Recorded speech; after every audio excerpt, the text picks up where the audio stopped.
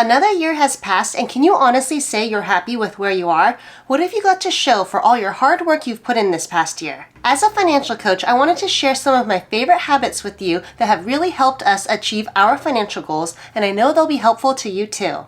Habit number 1, visualize what you want your life to be like. Visualization is such a powerful tool. Many athletes practice visualization and picture the events they want to happen. Whether it's kicking the winning field goal or hitting that game-winning home run, visualization is the key to successful performance, and it's no different with your money. What have you always dreamed of buying?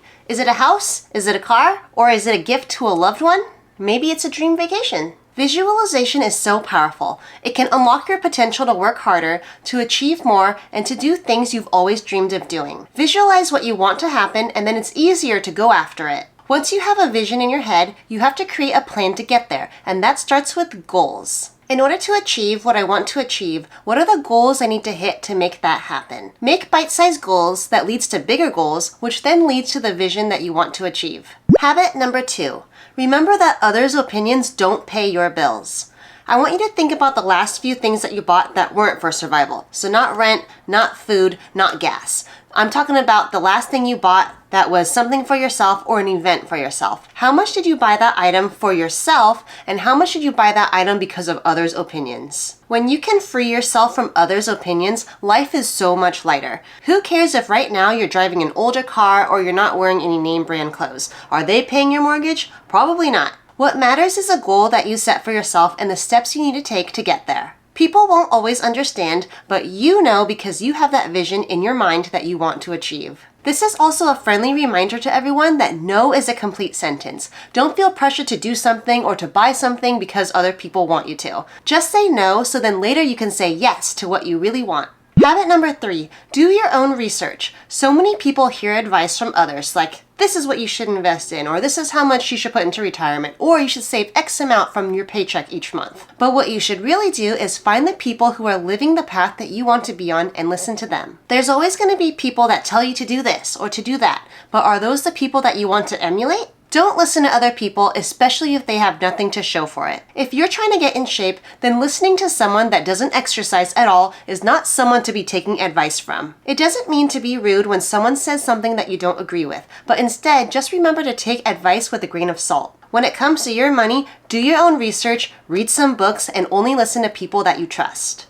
If you don't do your own research and you don't think for yourself and you only listen to others, then that decision is on you. The outcome of that decision falls on you. Habit number 4, stop normalizing debt. In our society now, debt is completely normal. When you don't pay for something in full, you are now in debt. Borrowing money is a risk because there is always a price to pay when you borrow money. Nothing is truly free. Yes, you can buy something at 0% interest and make 0 payments for 24 months and yada yada, but what happens after 24 months? Most people don't pay that off within the 24 months, and then what then? You are hit with a bunch of interest. Most of those companies are banking that you're not going to pay that item off and you're going to forget about it. Then that results with you being tight on money, being stressed, and that could have all been avoided if you just saved up for that item in the first place. Make it a habit to live a life free of debt. A lot of people say that you can leverage debt and you can leverage other people's debt to get ahead. However, when you're in debt, it's kind of like driving with the brakes on. You are moving forward, but ultimately you're being held back.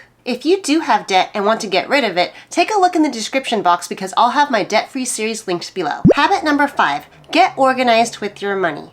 Now, being organized with your money can mean a lot of things, but what I'm saying is just knowing how much money you have, knowing how much money you make, and knowing how much debt you're in. A lot of people get their paycheck and they have no clue where it goes. By the end of the year, they have nothing to show for it. If you aren't organized with your money, I can assure you that you're not going to be building wealth. I always think of money management like running a business. If you don't know how much inventory you have, or you don't know how much you're making from sales, then how can you expect the company to do well? Personal finances are no different. If you don't have any idea of what's happening in your financial life, then you're not going to reach any of those goals or any of those visualizations on where you want your life to be. Know how much money you have, know how much money you make after tax, and start tracking your expenses. When you are organized, you can then start directing your money on where to go to then create that life that you've always wanted. If you are looking to get more in control of your finances, I'm going to link my money playlist right here.